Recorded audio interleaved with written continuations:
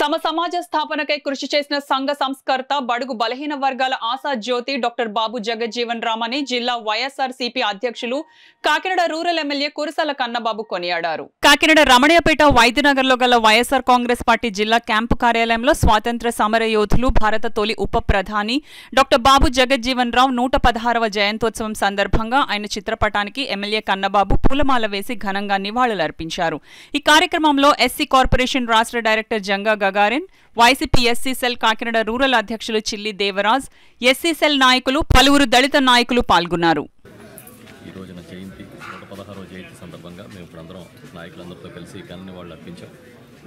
ఆయన రాజ్యాంగ కమిటీల్లో ఒక సభ్యుడిగా ఉండడమే కాకుండా స్వాతంత్రం వచ్చిన వెంటనే రైల్వే మంత్రిగా, వ్యవసాయ శాఖ మంత్రిగా వివిధ హోదాల్లో పనిచేసి ఆ శాఖలకి ఒక వన్ని తెచ్చినవాడు, ఒక రూపాన్ని కల్పించినవాడు.